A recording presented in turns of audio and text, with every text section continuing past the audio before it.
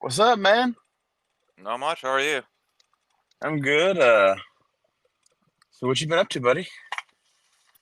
Well, I finally got off my ass and did some exercise this morning, and I just woke up. Well, I can promise you, I didn't do that first part. Uh, Waking up? Yeah, I'm sure. no, I woke up. I just didn't. I didn't work out. Oh man. Well, to be fair, it's been a couple months. Yeah. So I'm waiting for to play our eventual game of how long are we gonna get through this podcast before somebody calls me. Or something happens. Or yeah, either somebody's gonna call or we're gonna randomly lose signal, even though there's no reason for it. Yeah, I mean, that's half the fun of the game. Yeah, you know what? I'm gonna say 15 minutes in. That's when something's gonna happen. I'm going to say 20. 20? All right, all right. Now, I guess we're gonna play Price's Right rules. No All rules. right. Yeah, there's no rules here. There's no rules on this podcast, so I mean that would fit. I okay. We're gonna get to our reviews in a second here, but I okay. So when we first started the review, uh, I get what's the word I'm looking for? When we first started doing video game reviews, I went through on like all of the press websites I get us like accredited for, Yeah? and I would just kind of look through and I'll be like, all right, cool, we'll do that one, we'll do this, well, we'll apply for this one. And for the most part, a lot of I would say when you apply for video game codes, unless you're like a big outlet like an IGN or if you're like I've heard streamers get a lot more codes, um, Yeah. but you're probably going to get about 20% of it. So like I just kind of like threw a wide net. Like I was like, all right, that looks good. And well, we'll apply for that one. Blah blah blah. Well, yesterday, uh, I got a review code in, and my AirPods they read my notifications when they come in. So Yeah. I'm not gonna say the game yet. I'm gonna hold off on that until I'm done with the review. But Siri was basically like, "Hey, you from Gmail, such and such has been approved, and your review code is below." And I was like, "What was that? What game is that?" I, I had to open the link, and it's like I did request this, You're mad, and it's actually from that particular site. It is the first time that we've gotten a code from that site that I had actually requested. The game that you're actually reviewing now is not like, and the two games from that site before that, those were all games that were just assigned to us, I'm assuming randomly. And so, like when I got the email from them saying that they had approved a key request, I was like, "Wait, what?" I can see your confusion. But yeah, so we've got two reviews we're gonna cover today, and Leo, I'm gonna let you go first. Okay, well, I played Hidden Thru Time too. A nice little uh, point and click, find the hidden item kind of game. It's really fun, really cute, really enjoyable. And honestly, I had a blast, and I kind of wish that they made more games like that because it just reminded me of my old spy, old I Spy game in for PC that I used to have that I really love playing. Yeah, I was really jealous of you on this one because when this review code came in, I was actually working on another review already. So I was like, dang it, this is a really good one. uh, so so like take us through like all the nice little details. Like how's the campaigns work out? okay, well, when you choose campaign, they give you like four options: Arabian Nights, medieval times. I mean, I think it's a question. I mean, the quest of King Arthur, if I remember right. Hmm. Greek mythology, and basically like a magical what was it, 70s little sitcom for was like a little witch and a lot of like little mystical creatures, which is really cute, really fun. Honestly, like every level has, oh, you need to find this many items, and they also every level has a secret item that you have to just randomly find across a map, and per level they're all the same. I mean, per campaign they're all the same. Like Arthurian Legends is like a dragon egg. Um, Hmm. the the '70s sitcom was a can of gasoline because you gotta set stuff on fire, of course. Yeah, obviously. Yeah. No, Arabian Nights was a little treasure chest, and the Greek mythology was Poseidon's trident. Oh, that's awesome. Yeah, and that Uh, one was a little annoying to find sometimes. so when you're looking for all these things, is it just one screen that is like set at a certain distance away, or can you like zoom in to look for things? Oh, you can zoom in, and zoom out as you need if like you want to move faster across. Because some of the maps are kind of big. Not gonna lie to you, Hmm. and it's Uh, oh, go okay. ahead. God damn Well, it, I was. Canadian standoff. Go ahead. Fine, I'll go ahead. I'll break this. Oh no, I was gonna Yeah, say I it's. win. Do you? Do you really? Yeah. Okay, well, um, it's not as cluttered as um, Where's Waldo or I Spy books, where like stuff is like cluttered on top of stuff. You know, Yeah. like stuff had like every like thing has like a little bit of space around it. Some of the stuff is like overshadowed by something that's a little bit in front of it. Like let's say oh, like the one item I really had like a shit time was I'm not gonna give away much of it, but it's a snake that's supposed to be like hiding behind Yeah. a bush. Not the And bush. yeah, the bush. And the thing is that the point to click to like get the snake was the bush, not the snake. Hmm. That's interesting. It was awkward. And that was like my main gripe with the whole game. That was just that one snake.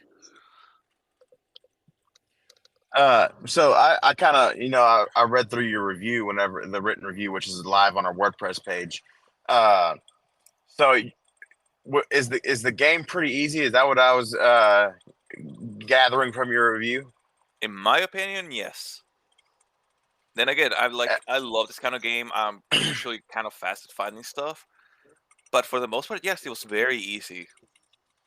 Now, for the listeners who have not listened to enough of this podcast to know, Leo is a sadist, and he loves he, I think you he mean loves. masochist. Oh yeah, that's right. It's the other way around. Uh, he loves to go through and play on the hardest difficulties. He loves Souls games. Uh, so for you to say it's easy, that's probably a medium difficulty for me. I mean, maybe. I mean, it's like a find the hidden object game. Like either you're good at that Yeah. kind of stuff or you're not.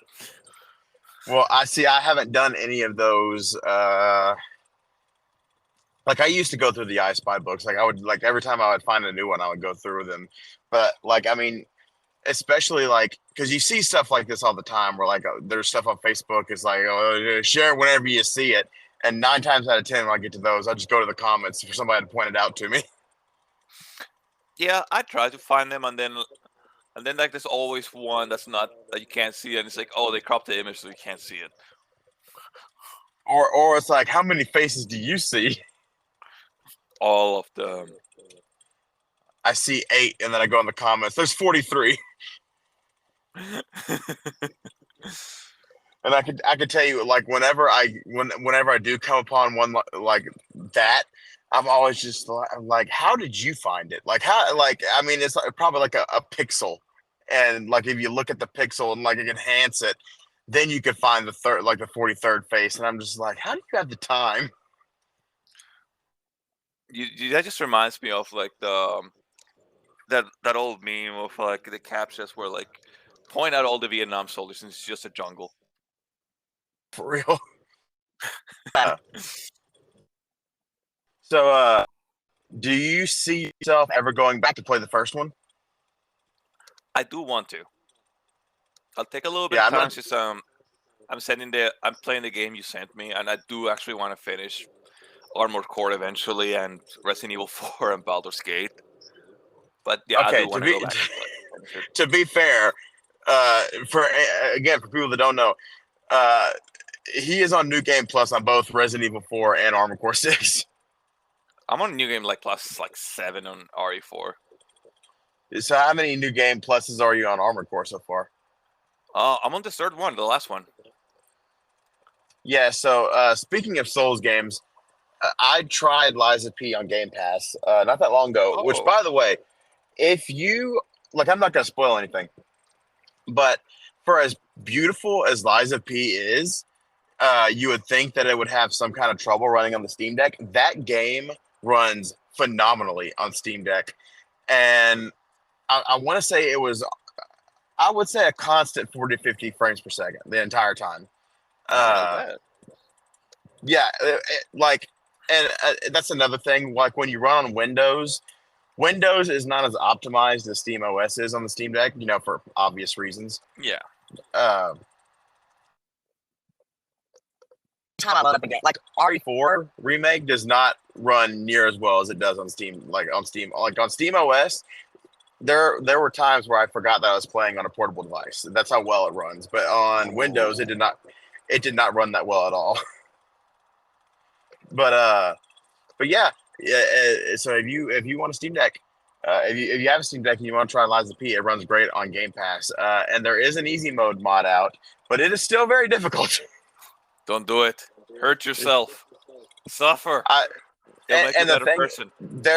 there were different versions of the easy mode mod. There was one where it was just decreasing the damage that you take, and I tried that one and it was still difficult. So I looked again, and the other version of the mod was it turned down the damage that you took, but it also made the AI slightly dumber, and it was still too hard for me. Now, that being said, if there was a ranged option, I would slay. I mean, That is the maybe there's later on. Souls options usually have some kind of range stuff.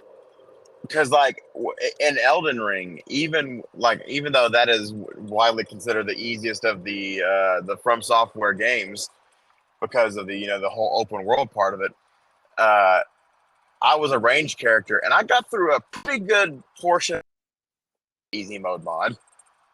To be fair, like the place you stopped at is the place which is actually resistant to your damage type. Yeah, and it was also what a creepy boss. I'm sure we've talked about that on very creepy boss. Like I watched that cutscene in my bedroom with all the lights off, and I was like, I am uncomfortable. It was like Oh, that Simpson as you, meme. It I was like played the enough. Simpsons meme where I it's like, played I'm in enough. danger. I've been in the series for too long. Like I played through Bloodborne, and honestly, like having to kill uh, basically a pregnant mother, or while she's just holding on for dear life with her unborn fetus, kind of Nice, awesome too, man. nice. Uh, Real Okay, quick, but have you been? Oh, go go ahead. ahead. No, you go ahead. You go ahead. Well, I was about to go on a quick tangent, so we should probably finish your review before we move on. Well, I don't know what else to say. Like, it says it has like a build your own map feature, which is really fucking complete. Really, really complete. Like, I was surprised just how much stuff they had. Like, they made like they legit made an Elden Ring level, and it's just and you're like, holy shit! Like, Oh, that's nice. yeah, and it was like really well made. Like, I saw it, I was like, yeah, they put a lot of love into this. Like, a lot of love. Well, I'm definitely gonna have to check this out then. Yeah. And oh, the one thing I didn't mention, the game features like a little weather time of day kind of feature, Hmm. where like every like most basically like every map in the campaign, and if you make a map, you have a choice of doing it or not. But you have the choice to like make it like per se night or day, or day and like sunny or rainy, or sunny and snowy. Like they gave you like two versions of each map, Hmm. and like the things that change, like they have like I don't know, like for one level, like if you if you play during the sunny days, like the lake is unfrozen and there's like a lot of fish and stuff. If you play during the snowy days, like there's a frozen frog somewhere, and the Oh, frozen, okay. yeah. So it like it changes like what you need, like what you can find in each level. Oh, that's cool. It is very cool. Like I was actually, oh, this is a neat little mechanic, and since it changes like the whole level, and you still gotta find all the little stuff.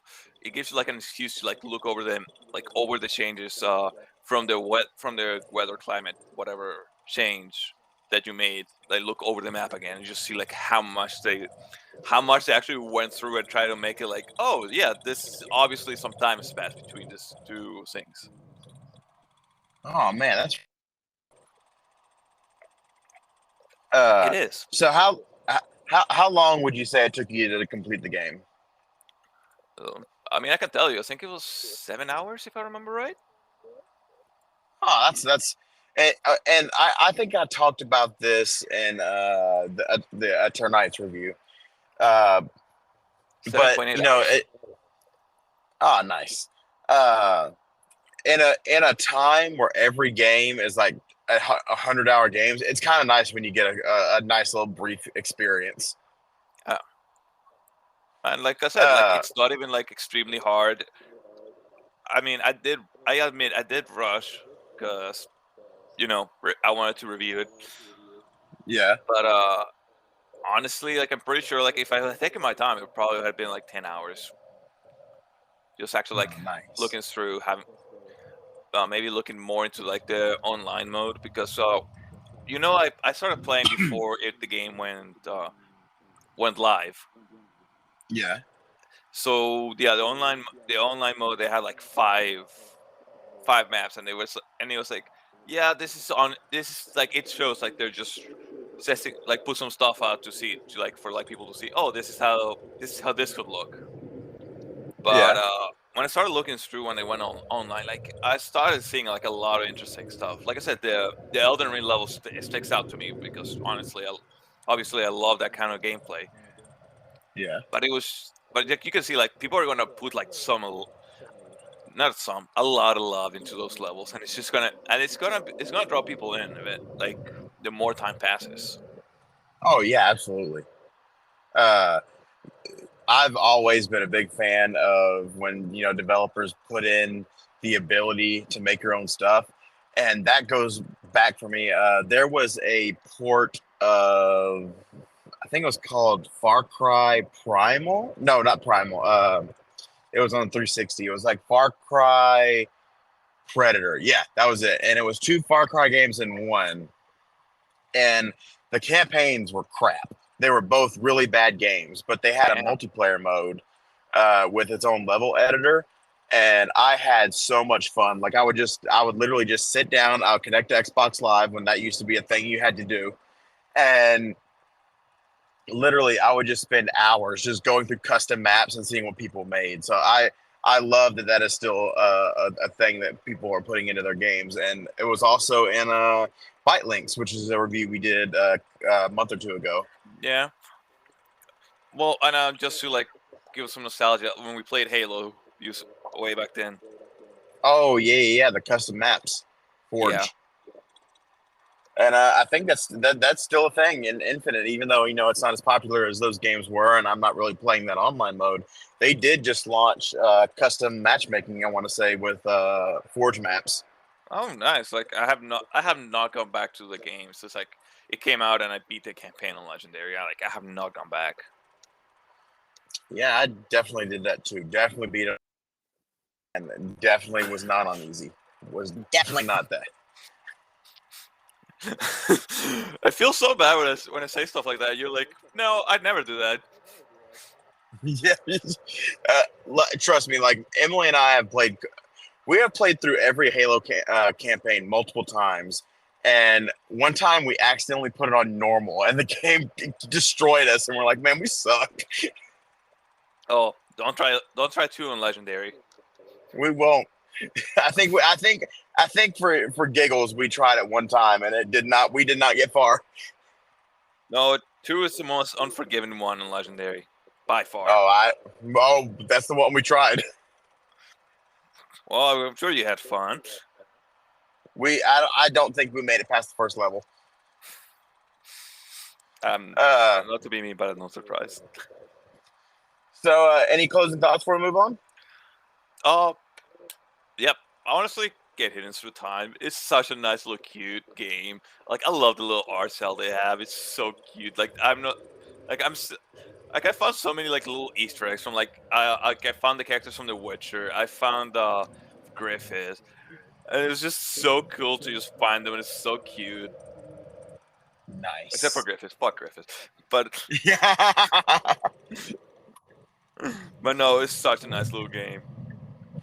All right, cool deal. So while you were the game that I was reviewing, which had me send that review code over to you, was a game called The Fabulous Fear Machine, and this game was again was one of those that I requested the code for, and then enough time had passed where I thought that we weren't going to get it. And when the review code came through, I was like, "Holy crap, we got it! I'm so excited!" Uh, at the time, I did not have a comfortable, PC to play this on. Uh-huh. I just had my Steam Deck. But just a quick little aside. I had gotten an alpha test that I can't talk any details because I'm under NDA. Uh, but I started to play that alpha, and the next day my PC completely crapped the bed, and I had to go get a new PC for our office. So I had to play this almost exclusively on Steam Deck. I did get one play session where I was able to sit down at a PC and play it.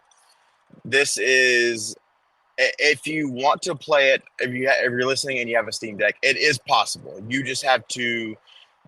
At the time I reviewed it, there were no community controller profiles, so you're gonna have to go into like the Steam settings and basically go through and manually set all of your controls, which it's not too difficult. I'm not the most technically inclined person, but I was still able to figure it out. And really, the only thing that you need to figure out how to map is like the escape key, the space bar, and getting your mouse set up on the trackpads. That being said, I absolutely adored this game. It's basically an RTS with a little. I'm pretty sure in the written review I said that it is a RTS that can quickly turn into a game of chess. Basically, how the rounds work out is your main goal is to basically have this a message that you want to spread, All and right. let's say you have three messages.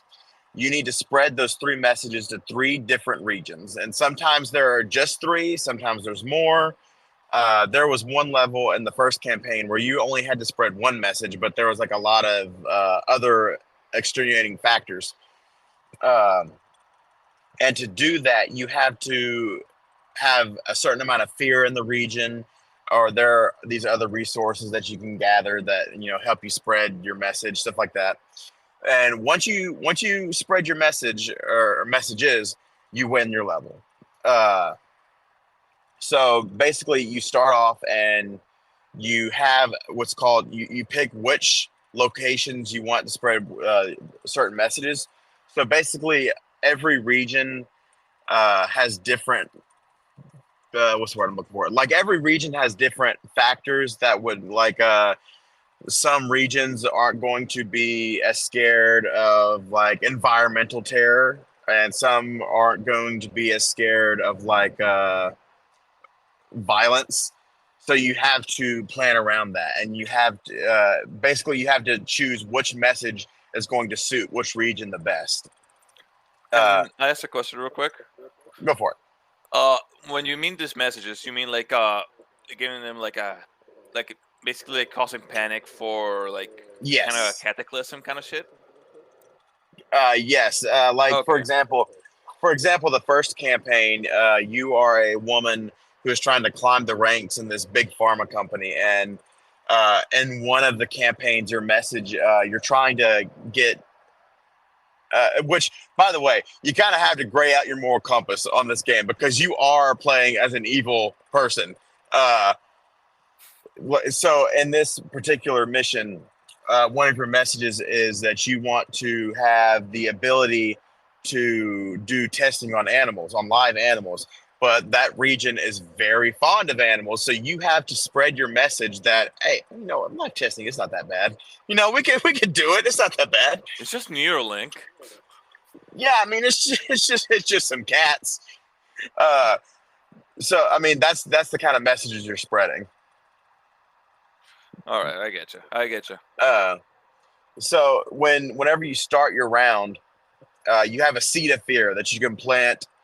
It's got like different places you can plant it, and you're kind of wanting to choose the location that's going to allow you to spread out the most. It's kind of like how in Plague Inc. you're kind of strategic on choosing which country you want to infect first. It's kind of like that. All right. Uh, and from there you have an agent, and you can unlock more as the campaign goes on. But basically, you send your agent out to cities, and you have them explore, so you can unlock more areas. And as your seed of fear grows, you can basically construct these refineries, which help you. I'm assuming I'm pronouncing this right. It's called oleum, and that's your basically your fuel for the fear machine. Oh, okay. And as long as you have oleum, you basically it's your life force, and if you run out, you lose. And another thing to keep in mind is the longer you take to complete the mission, the more fuel that the Fear Machine needs. And if you take too long in these missions, it will basically it'll sap up all your fuel and you'll lose.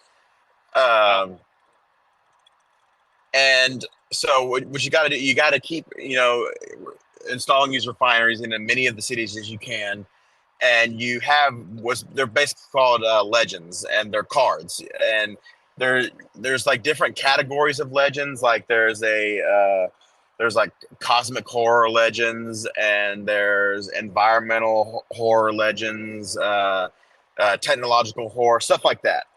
yeah. Uh, and you're basically planning them in the cities and the locations as you've explored, and the other regions that don't have the factories that produce your oleum, you can install basically these the word I'm looking for is not coming to me right now, but basically you can select certain resources, and as long as you have an agent there, you can extract those resources, and those are important for fighting against your adversaries, which we'll talk about in a minute, but it's also important for upgrading your legends. And you need to do that because the more you upgrade your legends, the more your fear spreads and the more territories you can take over. Um, so the next thing, when you upgrade your legends, basically, so we'll use the clown. No, no, no. You know what? We're going to use the boogeyman. So the boogeyman legend, basically, it has like a little story that's unfolding, talking about the legend, and there's a bunch of word bubbles that you have to pick from, and if you pick a word bubble that goes with the legend, then you get an extra boost whenever you level up your legend. Um, and if you have the legend in a specific spot where if the region is really if they're really scared of like the boogeyman, if Mhm. you upgrade it enough, your legend evolves. So the boogeyman legend actually evolved into Krampus and basically instills more fear in the region. Uh, Ooh. yeah. So, and by the way, while we're on this, the topic of the legends, it's got like a Pulp Fiction comic book art style in this game, and it is just if you're a horror fan, it is so up your alley. It is one of the most visually pleasing games that I've played all year. I went to the Steam page just to like look at it while we're talking. Not gonna lie to you, It looks and nice, doesn't it? it looks very nice. I don't know why I'm reminded of like an old Sega Genesis game. I mean not Genesis, Master System, I think. Comic Zone. I don't know if you played that one. I did play that one. I'm a big fan of Comic Zone. We should play that and do a retro review episode. Uh, We think we're gonna have to install mods for that one, though. allegedly. It is a hard game. Well, allegedly, the emulators on the Steam Deck have built-in cheats, so it'll be okay. Yeah, when I have my Steam Deck, I'll give you a heads up. Yeah, that sounds good. Uh, so the now all of this would be after you get to the amount of prerequisites that you need. You can spread your message, and if the game was just that, it would be one thing. But it introduces this. It's called the rival system, and basically, you'll have one rival, sometimes more, Yeah. and basically when the rival shows up, you don't know who they are yet, so you have to send your agent in, and basically your agent can do an investigation, and after a certain amount of time passes, you learn your rival's identity. And from this point forward, this game, it is a game of chess. It is straight up chess because you have to outmaneuver your rival. Damn. And to do that, you have to send in an agent, and basically they're going into their facilities, and they're finding dirt. Yeah. They're trying to find weaknesses in their organization, and this can range from anything from just like general dirty laundry stuff. Uh, just for an example, I'm pretty sure this was the first level. There is a janitor that is just really not happy. Again, morally grade your compass before you play this game. But you can use the fear machine to drive the janitor to suicide. And after he kills himself, they have to shut down one of their companies. That sounds fun. Yeah. So basically, they have a certain amount of hit points, and you have to have one of your agents basically getting enough evidence to go against them, and then you're basically waiting for them to implant themselves in one of your cities, and you use the evidence to drive them out. And after you do this enough times, then you can basically they run out of hit points and they go away, and you're free to go back to just harvesting enough fear to finish the level. Now, to use the evidence against them, though, you have to have a certain amount of resources, the same resources that you're using to upgrade your legends.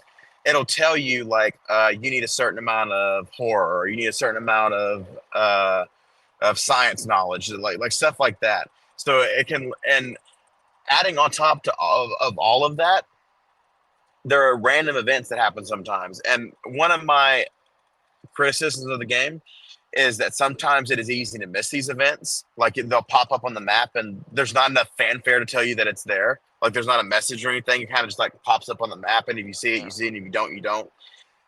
There are some of them where it'll just negatively affect you a little bit. Some of them don't affect you at all, really. It's just something that progresses in the storyline. But some of them are an instant game over if you don't stop them. Wow.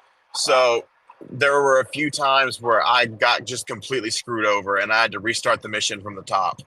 Uh, which if you're playing this game, save often, because as far as I could tell, there was no autosave system. Um, but yeah, so you have to keep getting the resources that you need, and keep getting evidence to basically block out your opponent. If you don't block them out enough, they can spread their own message, and once they spread their own message, that territory is off the board. So you have to, like, if that happens and you have another territory that you can spread your message in, you basically have to move your message over to another territory and start from scratch in that territory. And Damn.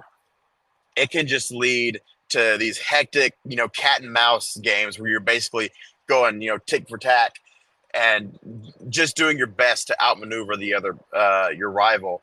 And Damn. I can tell you one thing for absolute certain: you need to pay attention during the tutorial for this game, because the game wants you to play a certain way, and if you try to play it your own way, it's going to knock you on your ass pretty quick. This is not. This is an example of a game that is difficult, but it's not like a Souls thing where it's a skill based thing. Really, it's just you're gonna play by this game's rules, and it's not. You're gonna get knocked down pretty quick. It's it's one of those things where as soon as you fail, you can pretty much figure out where you failed almost immediately, I get you. which was nice. The story isn't anything special, but it's better than I expected it to be. That being said, this is an excellent real time strategy game. If you like RTS games, if you like stuff like Plague Inc. or Project Humanity, which is a review we did a couple weeks ago, this is going to be a great game for you. I want to say this game is $15. So, I mean, just if you like horror, if you like strategy games, this is definitely going to scratch that itch for you. Uh, so, before we, I'm getting onto the Texas Bridge right now. Yeah. And just as a closing topic to talk about real quick, have you been? You're pretty much the only person that I know of that's excited about Ultimate Ninja Storm games besides I am, besides me. Yeah. Uh, have you been keeping up with the stuff with the Ninja Storm Connections game? Uh, I mean, I look it up every so often. Last thing I saw was like they added they showed some jutsus from like from throughout the series, if I remember right. Oh yeah, the special story mode. I Yeah. think that's So what it was. okay, so that trailer in particular, uh, it kind of killed my excitement a little bit because what I was hoping for was I was hoping for it to be the full campaigns for two, 1 through 4, and Yeah. then the extra Boruto stuff, and it seems like that's not what's going to happen. I was mainly hoping they would fix the campaign from 1 because I feel like Ultimate Ninja Storm 1 did not have a good campaign. And because they did not have certain characters in that game, they kind of changed the story around in not good ways. Yeah. Uh, That being said, I have been reading the Boruto manga on my phone, like whenever I have free time, Wow, I'm and surprised somebody actually reads it. okay. Here's the thing. Here's the thing. All of the people that says that Boruto has power scaling issues, they're 100% right.